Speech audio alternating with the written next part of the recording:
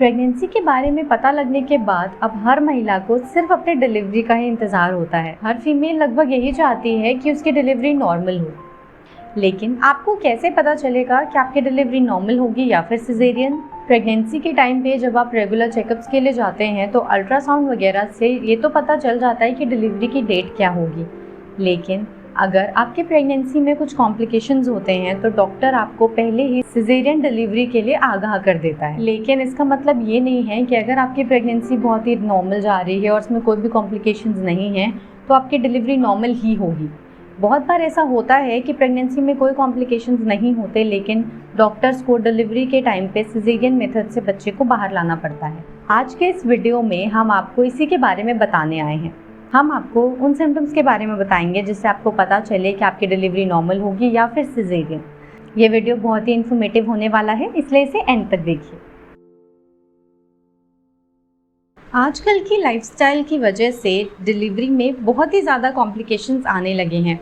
Pregnancy में काफ़ी complications आने लगे हैं जिसकी वजह से नॉर्मल डिलीवरी के चांसेस काफ़ी कम होते जा रहे हैं।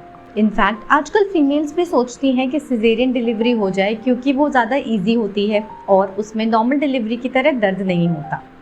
लेकिन हम आपको बता दें कि नॉर्मल डिलीवरी आपके शरीर के लिए बेस्ट होती है, क्योंकि डिलीवरी के बाद रिकवर होने में आपको नॉर्मल डिलीवरी में आसानी होती है और सिजेरियन डिलीवरी में काफ़ी ज़्यादा इश्यूज़ झेलने पड़ते हैं। अब आपके मन में ये क्वेश्चन तो है ही कि कैसे पता चलेगा कि डिलीवरी नॉर्मल होगी या सिजेरियन।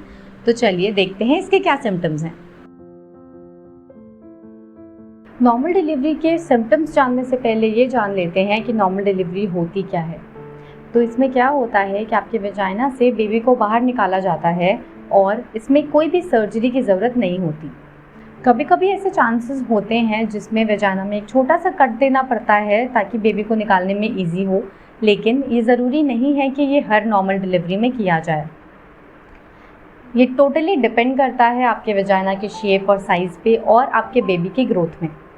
अगर आपकी प्रेगनेंसी बिना किसी कॉम्प्लिकेशंस के प्रॉपर चली है, रेगुलर चेकअप्स हुए हैं और कोई भी कॉम्प्लिकेशंस नहीं हैं, तो आपको पूरी कोशिश करनी चाहिए कि नॉर्मल डिलीवरी ही हो, क्योंकि नॉर्मल डिलीवरी में बॉडी को रिकवर होने में बहुत ही ज़्यादा आसानी होती है और क्योंकि कोई भी सर्जरी नहीं होती इसलिए कोई भी आपको इश्यूज़ नहीं होते कट्स या फिर स्टिचेस से रिलेटेड। अगर आपके वेजाइना में छोटा सा कट लगाया भी जाता है तो उसकी रिकवरी काफ़ी जल्दी हो जाती है।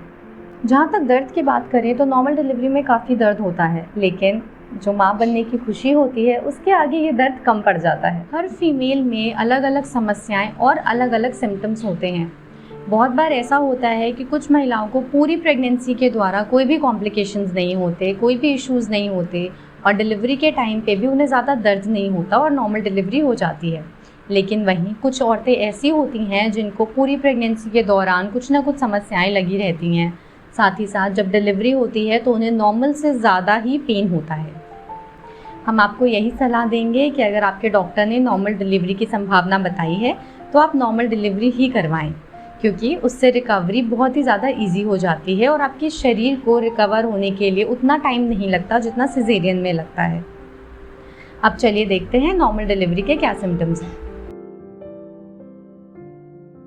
वैसे तो नॉर्मली भी जब आप प्रेग्नेंट होती हैं तो आपका यूरिनेशन का प्रोसेस थोड़ा सा उसकी फ्रीक्वेंसी बढ़ जाती है, क्योंकि क्या होता है जब आपका बेबी बड़ा होता है धीरे धीरे आपके गॉल ब्लैडर पे प्रेशर पड़ता है और यूरिन को होल्ड करने की कैपेसिटी थोड़ी कम पड़ जाती है। तो जैसे कि छींक आने पर, खांसी आने पर या हल्का सा भी प्रेशर पड़ने पर आपको बार बार वॉशरूम जाना पड़ता है। लेबर शुरू होने पर आपको मल त्याग करने की ज़रूरत लग सकती है, क्योंकि इस समय आपको लेवल पर भी शुरू हो जाता है, इसलिए दोनों के बीच फ़र्क को समझना थोड़ा मुश्किल होता है। इस समय मल को त्याग करना ज़रूरी है क्योंकि पेल्विक हिस्से में शिशु के लिए जगह जगह बन जाती है। प्रेगनेंसी में कमर में दर्द होना बहुत ही स्वाभाविक है। नॉर्मली ही आपके कमर में थोड़ा थोड़ा दर्द बना रहता है, लेकिन जब डिलीवरी पास आती है तो ये दर्द कमर के नीचे हिस्से में बेहद बढ़ जाता है, जिससे कि आपको पता चलने लगता है कि आपकी डिलीवरी का टाइम पास आ रहा है। जब डिलीवरी के कुछ दिन बचे होते हैं तो उस समय कॉन्ट्रैक्शन उठने लगते हैं, जिससे कि पता चलता है कि जन्म नलिका के पास शिशु के आने की वजह से दबाव पड़ने लगा है।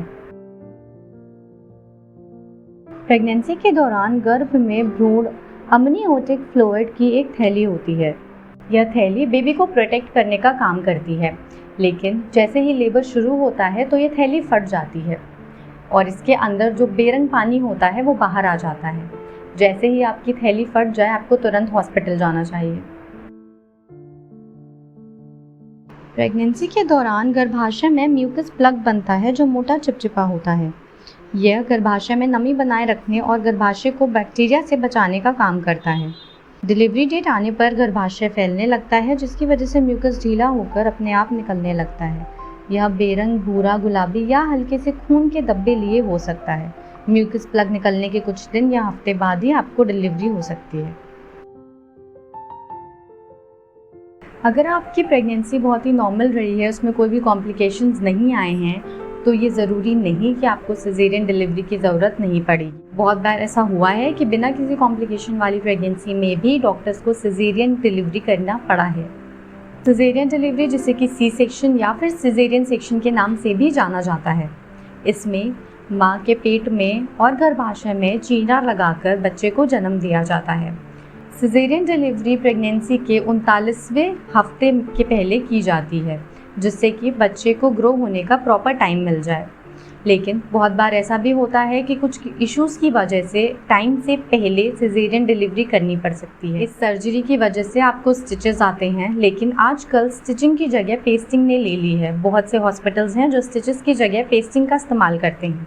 चलिए देखते हैं कौन से कारण हैं जिसकी वजह से सिजेरियन डिलीवरी की नौबत आ सकती है। अगर बच्चा पेट के अंदर ही मल का निकास कर लेता है तो उस केस में सिजेरियन डिलीवरी करनी पड़ सकती है। दूसरा रीज़न ये है, अगर लेबर पेन के दौरान बच्चे की पोजीशन उल्टी हो जाती है तो उस केस में डॉक्टर सिजेरियन डिलीवरी से बच्चे को बर्थ देते हैं। अगर लेबर के टाइम पे बच्चे को प्रॉपर ऑक्सीजन नहीं मिलती तो उस टाइम पे इमरजेंसी केस के तहत डॉक्टर्स को सिजेरियन डिलीवरी से बच्चे को जन्म देना पड़ता है।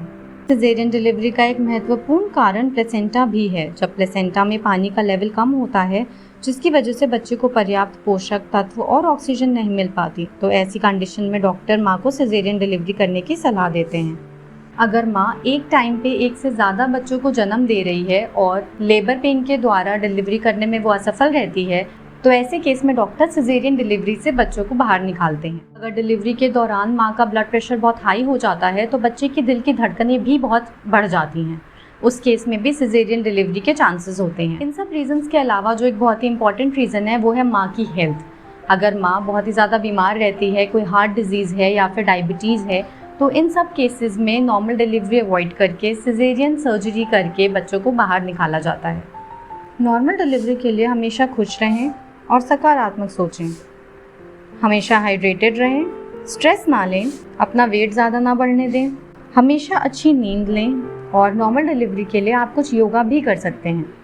हमने इस वीडियो में आपको नॉर्मल डिलीवरी और सिजेरियन डिलीवरी के बारे में बताने की पूरी कोशिश की है। हमने ट्राई किया है हम आपको इसकी सारी जानकारी दे सकें, इसके कारण, इसके सिम्टम्स। आई होप इस वीडियो ने आपको थोड़ी हेल्प तो की होगी, जिससे आप पता लगा सकें कि नॉर्मल डिलीवरी पाने के लिए आपको क्या करना है और सिजेरियन डिलीवरी के लिए क्या करना है, क्या क्या सिम्टम्स होते हैं नॉर्मल डिलीवरी के और सिजेरियन के।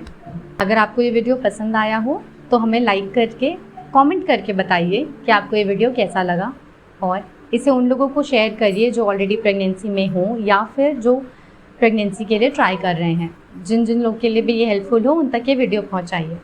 अगर आप हमारे चैनल पर नए हैं तो उसे सब्सक्राइब करिए और बेल आइकन को प्रेस करिए, जिससे आप हमारा कोई भी वीडियो मिस ना करें।